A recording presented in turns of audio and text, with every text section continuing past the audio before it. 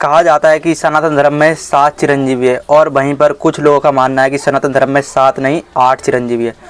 और कुछ लोग इस चीज़ को लेकर कन्फ्यूज़ भी रहते हैं कि सनातन धर्म में 7 चिरंजीवी है या 8 है।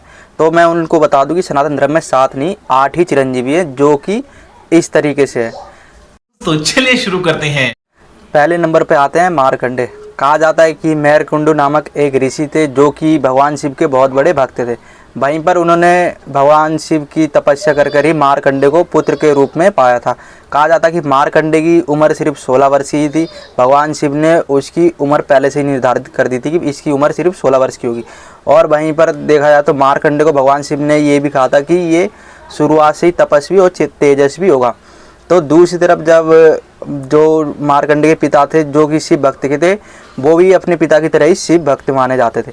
कहा जाता है कि जब मारकंडे की आयु समाप्त होने को आई, जब 16 वर्ष पूरे होने को आ गए थे, तो वो भगवान शिव की तपस्या कर रहे होते हैं।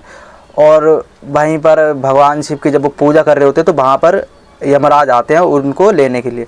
यमराज जब अपने यम पास से उस पर मतलब कि प्रहार करता है कि वो कैसे तैसे मेरे पास आ जाए और मैं इसे कैसे तैसे अपने साथ ले जाऊं, तो भगवान शिव को वो मारकंडे पकड़ के बैठ जाता है। और दूसरी तरफ जब भगवान शिव ये देख रहे होते हैं कि भगवान शिव की जो पूजा कर रहा है और उस पर यमराज अत्याचार कर रहे हैं, तो यमराज को भगवान शिव आकर लात मारते हैं और उससे दूर कर देते हैं मारकंडे से। और वहीं पर भगवान शिव ये भी कहते हैं कि देखा जाए तो यमराज जिसलिए आया था उसका कहना सही है कि आपने जो ये संसार के नियम बनाए कि जिसका जन्म होना उसकी मृत्यु भी होनी है। तो भगवान शिव कहते हैं कि हाँ तुम क्या तो सही रहे हो। तो बाद में इसी को देखते हुए भगवान शिव मारकंडे को चिरंजीवी होने का वरदान दे देते हैं। क्योंकि भगवान शिव के वो एक तो बहुत बड़े भक्त होते हैं और दूसरी तरफ भगवान शिव उन्हें कह देते हैं कि आज के बाद तुम 16 वर्ष से ज़्यादा की आयु के नहीं होगे, तुम्हारी आयु सिर्फ 16 वर्ष में ही रुक जाएगी और तुम इससे आगे कभी भी नहीं बढ़ोगे।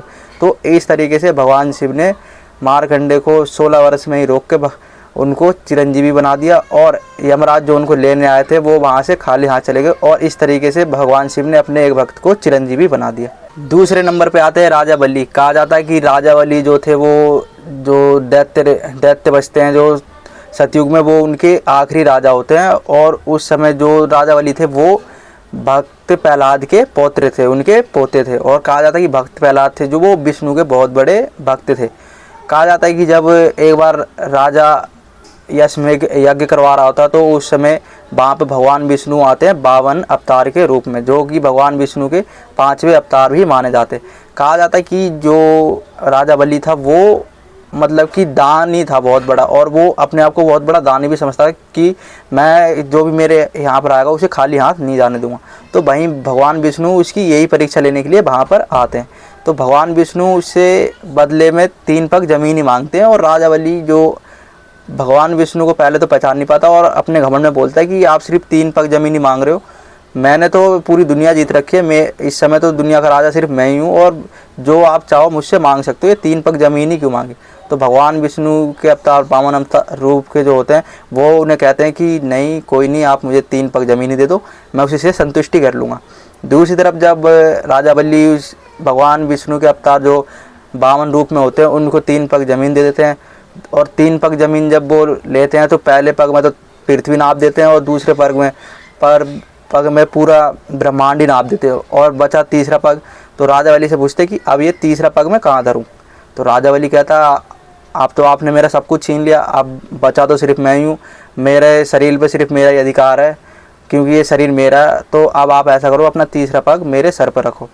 भगवान विष्णु के जो अवतार होते हैं वो इस चीज़ को मान लेते हैं और उनके सर पर अपना पैर रखते हैं और उन्हें क्या बोलते हैं कि पाताल लोक में पहुंचा देते हैं। भगवान विष्णु उनसे इतने प्रभावित हो जाते हैं कि उन्हें वरदान देते हैं कि आज से तुम एक लंबी उम्र के हो जाओगे, तुम भी चिरंजीवी हो जाओगे। और इस तरीके से जो राजा बलि थे वो भी चिरंजीवी हो गए थे। और कहा जाता है कि भगवान विष्णु से उसने ये भी वरदान मांगा था कि मैं जब भी अपनी आंखें खोलूँ तो आप ही मुझे दिखो।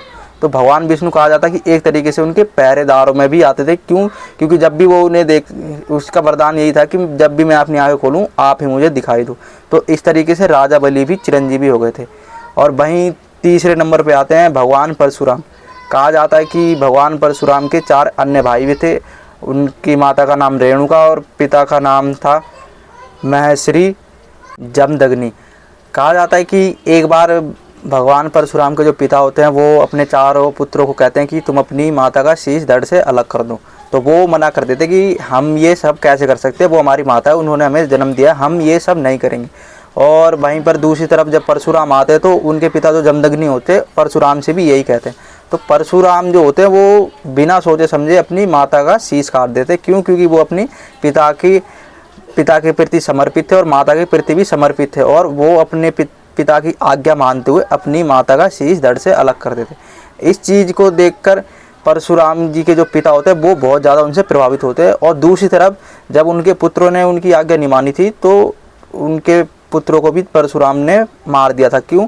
क्योंकि उन्होंने उनकी आज्ञा नहीं मानी थी और उस परशुराम जी ने अपने भाइयों और माता को अपने पिता के कहने पे मार दिया था। तो उनके पिता इस चीज़ से प्रभावित हो जाते हैं और वो जमदग्नि जी उनसे बोलते हैं कि तुम वचन मांगो, तुम क्या मांगना चाहते हो। तो परशुराम जी कहते हैं कि मैं 3 वचन मांगना चाहता हूँ आपसे। वो कहते हैं ठीक है। पहले वचन में तो वो अपने भाइयों के प्राण मांगते, दूसरे में अपनी माता के, और तीसरे वचन में जमदग्नि जी उन्हें खुद ही बोल देते कि आज से तुम दीर्घायु के हो जाओगे और आने वाले समय में तुम युगों युगों तक रहोगे। और इस तरीके से जो भगवान परशुराम जी होते हैं वो भी चिरंजीवी हो जाते हैं। और कहा जाता है कि भगवान परशुराम जी थे जो वो विष्णु के 6ठे अवतार थे और भगवान शिव के बहुत बड़े भक्त भी थे और चिरंजीवी हो जाते हैं। और कहा जाता है कि भगवान शिव ने उन्हें फरसा दिया था, इस वजह से उनका नाम परशुराम पड़ा। पहले उनका नाम खाली राम। चौथे नंबर पे आते हैं विभीषण। विभीषण जो कि रावण और कुंभकर्ण में सबसे छोटे थे और कहा जाता है कि वो एक धार्मिक व्यक्ति भी थे। वैसे तो देखा जाए तो रावण भी एक बहुत बड़ा पंडित था उस समय, अपने समय में वो बहुत बड़ा धार्मिक पंडित था। उसकी सिर्फ एक गलती की वजह से ही वो मारा गया था। क्यों? क्योंकि उसने सीता जी को वापस नहीं करा था। और वहीं देखा जाए तो जो विभीषण था उसने अपने भाई की जगह अपने जो प्रभु जो श्री राम को वो मानता था उनका साथ दिया। कहा जाता है कि जब विभीषण ने रावण को समझाने की कोशिश करी लंका में तो रावण ने सबके सामने उसका अपमान किया, उसे लात मारकर वहाँ से भगा दिया। वो जाकर सीधा चला जाता राम जी के पास। हनुमान जी की मदद से हनुमान जी उनको ले जाते राम जी के पास और वहीं पर राम जी के साथ ही वो रहने लग जाता और रावण को भी मरवाने में उसी की महत्वपूर्ण भूमिका होती। इसलिए तो कहा जाता है कि घर का भेदी लंका ढाए। उसने ही अपने भाई को मरवाया। उसने रावण के बारे में सारे रास्ते थे जो वो राम जी को बता दिए थे। इस वजह से रावण पे राम जी ने विजय प्राप्त करी और रावण को मार पाए थे। कहा जाता है कि जब रावण का अंत हुआ और जब लंका में कोई नहीं बचा था, सारे असुरों का नाश हो गया था जो अधर्म के खिलाफ थे, जो अधर्म के साथ दे रहे थे और जो धर्म के खिलाफ थे। वहीं पर जब सब मर जाते तो सिर्फ विभीषण ही बचते हैं। तो जो भगवान श्री राम होते हैं उनको आने से पहले उन्हें क्या बोलते हैं लंका का राजा बना देते हैं और साथ में ये वरदान भी दे जाते हैं कि आज से तुम कलयुग के अंत तक बने रहोगे और तुम चिरंजीवियों में शामिल हो जाओगे। तो भगवान श्री राम ने उनको इसलिए ये वरदान दिया था। क्यों? क्योंकि उन्होंने एक तो उनकी सहायता भी करी थी और उनकी मदद से ही रावण पे उन्होंने विजय प्राप्त करी थी।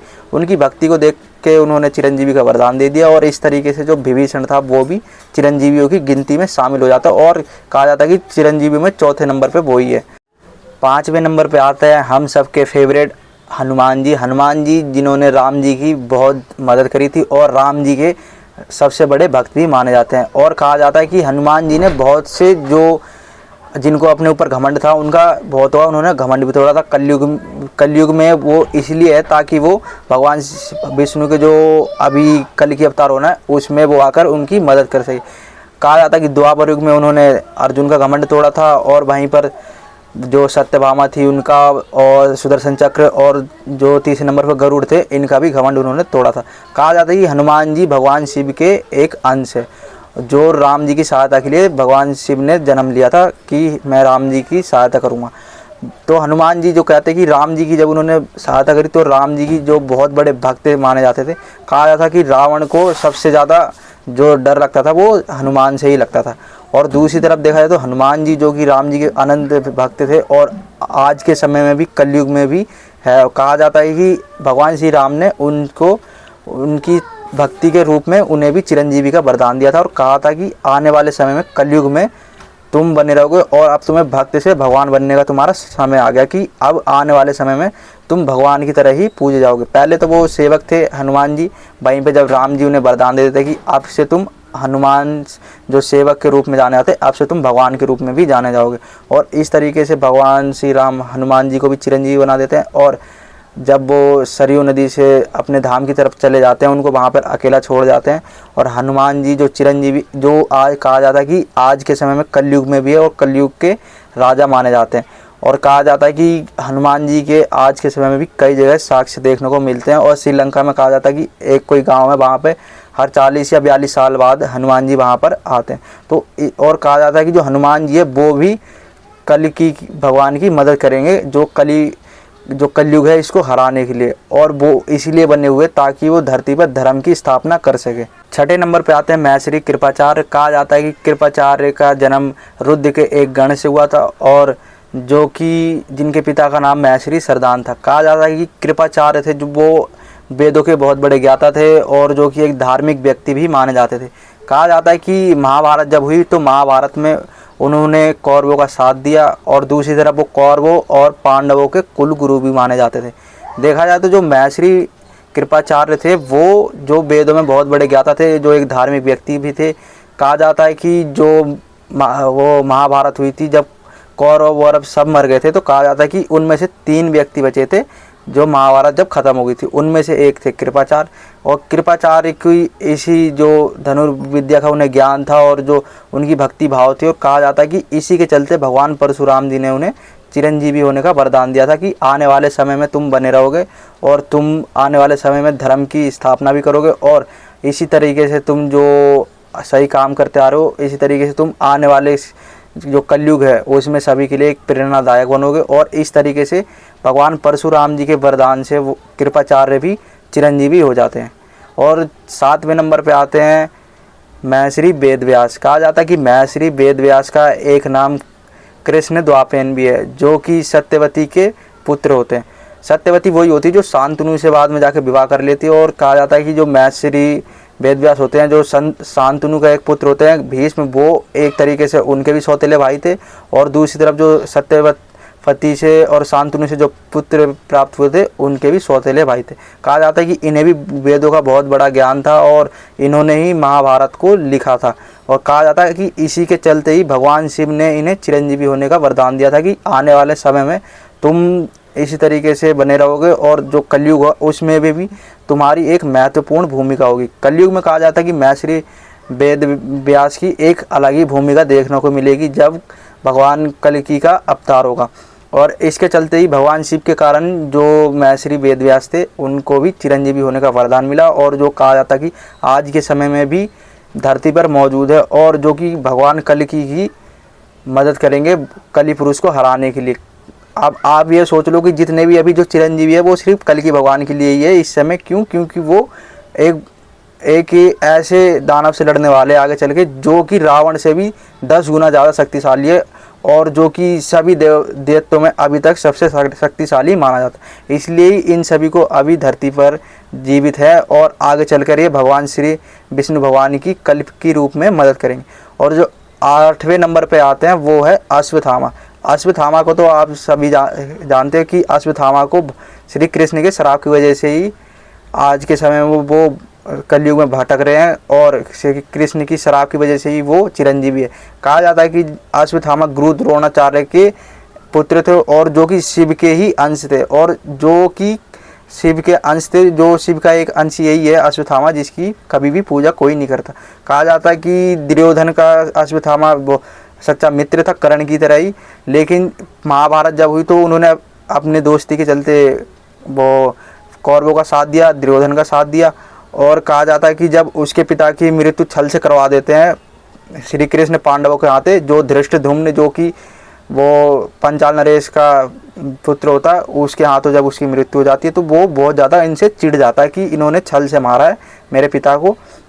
वो इसी चीज़ का बदला लेता है, और वो कहा जाता है कि जब युद्ध समाप्त हो जाता है तो रात में जाकर वो पांडव समझ के पांडवों के पुत्रों पर हमला कर देता है और उनकी जान ले लेता है। और वहीं दूसरी तरफ देखा जाए तो वो अर्जुन से भी युद्ध करने के लिए तैयार हो जाता है और ब्रह्मास्त्र का युद्ध करता है। ब्रह्मास्त्र का ज्ञान होने के कारण ही वो अर्जुन से युद्ध के लिए सदैव लड़ने के लिए तैयार रहता था। लेकिन उसमें सिर्फ एक कमी थी कि वो जो ब्रह्मास्त्र उसे चलाना तो आता था लेकिन उसे मोड़ना नहीं आता था। अर्जुन को मोड़ना आता था। भगवान श्री कृष्ण ने कहा कि अगर तुम इसी तरह से युद्ध करोगे तो जो धरती है वो संकट में पड़ जाएगी। तो अर्जुन ने अपना तो ब्रह्मास्त्र वापस ले लिया और दूसरी तरफ जो अश्वत्थामा था उसने अपना ब्रह्मास्त्र उत्तरा के गर्भ में चला दिया, जो कि अभिमन्यु की पत्नी थी। अब इसी को देखते भगवान श्री कृष्ण उनसे बहुत ज़्यादा चिढ़ जाते हैं और वो कहते हैं कि अभी तक तो जो तुमने कुछ ऐसा नहीं करा था, इसकी वजह से तुम जाने भी जाते अच्छे तरीके से कि चलो तुमने अपने दोस्त का साथ दिया, लेकिन अब मैं तुम्हें एक श्राप देता हूँ कि आने वाले कलयुग में तुम ऐसे ही भटकते रहोगे और जब मेरा कल की अवतार होगा उसी में तुम्हें जो कलयुग में भटक रहे हो उससे शांति मिली। तो इस तरीके से जो 8वें चिरंजीवी अश्वत्थामा थे उनको भगवान श्री कृष्ण ने कहा जाता है कि ये चिरंजीवी नहीं एक श्राप है, जो कि वो अभी भी भटक रहे। और अश्वत्थामा के पास एक दिव्य मणि भी थी जो उसके माथे में थी और भगवान श्री कृष्ण वो भी उनसे छीन लेते। तो ये थे हमारे 8 चिरंजीवी जो कि सनातन धर्म में बताए जाते हैं।